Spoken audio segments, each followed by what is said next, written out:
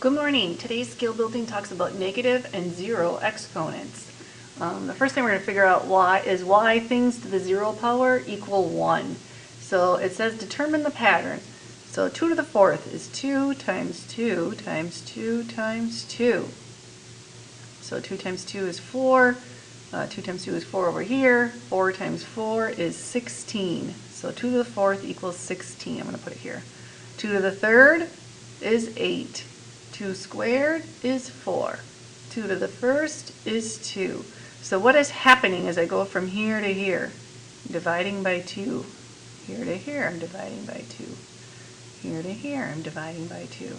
So 2 divided by 2 is 1. And then 1 divided by 2 is 1/2. Divide that by 2, it's 1/4. And 1/8.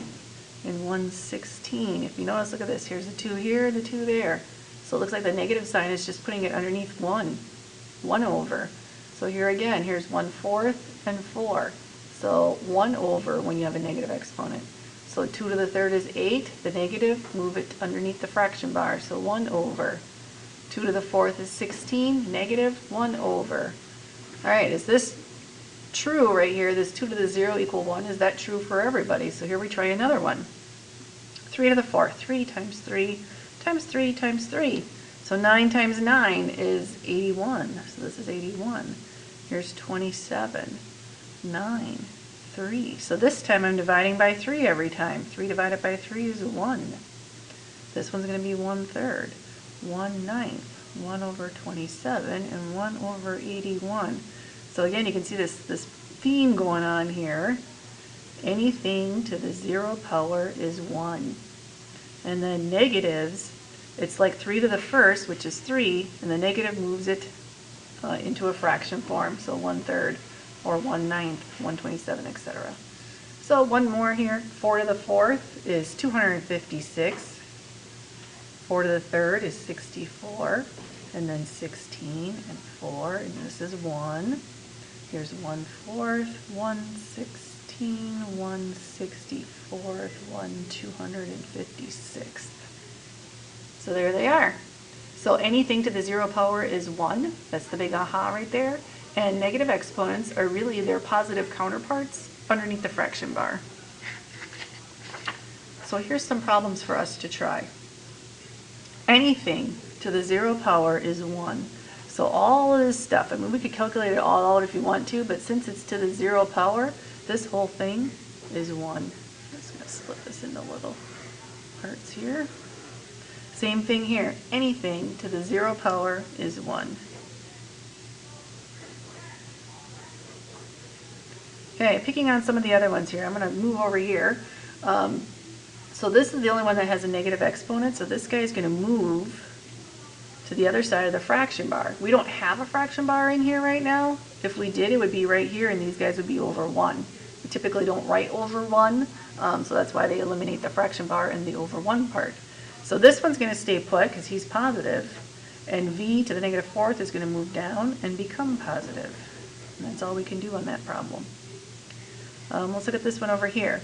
This one is going to move down. So really the negatives, like say, move me to the other side. If I'm on top, I move down. If I'm on the bottom, I move up.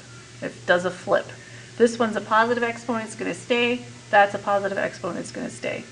4 squared is 16 over 3 to the third and 3 squared. So this one's coming down. When it moves down, it becomes positive.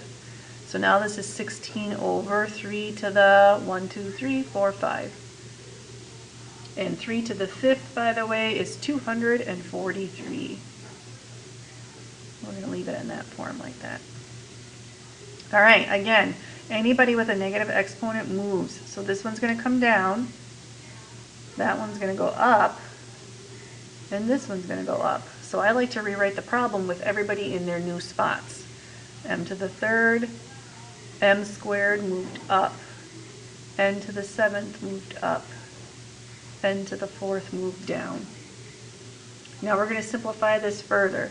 So I have m to the 1, 2, 3, 4, 5.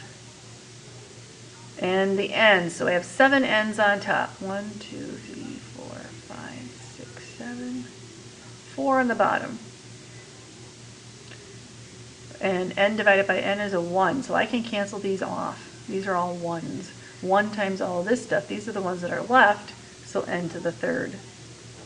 There is a rule, you were probably taught a rule in Algebra 1 that when you divide powers with the same exponent, you subtract their exponent. I should say, when you divide powers with the same base, so these n's right here, you subtract exponents. If you want to try and remember that, that's fine. Otherwise, I just think about it this way. I have 7 n's on top, 4 on the bottom, 3 are left. All right, this problem right here. So again, everybody with negative exponents is going to move to a new location. So this one's going down. That one's going down. This one's going up. That one's going up. So as we start rewriting, we're also going to take care of this mess right here. This is x squared times x squared times x squared. It means there's 3 of them. 3 of the x squareds. So here I have 1, 2, 3, 4, 5, 6. So here's x to the 6th. Moving on to this one, he moved down. Y to the 5th. Z to the 3rd moved down. Z to the negative 3 means move me down. X to the 1st moves up. Y to the 4th stayed put. Z to the 5th moved up. So now everybody's in their new spots with positive exponents. So now we just need to clean things up. These two right here, 6, 7, so x to the 7th. We have 5 z's on top, 3 on the bottom. If you need to write it out, hopefully you can start to see it in your head. 4, 5. Z squared on top. That's where more of them are. So this pair of the z squared, and then these two go together, y to the 9th. So x to the 7th, z squared, y to the 9th. This should have felt like a little review for you. If not, you should watch the video again to make sure you understand what we're doing here, and we will be practicing more of these as we continue on. Thank you.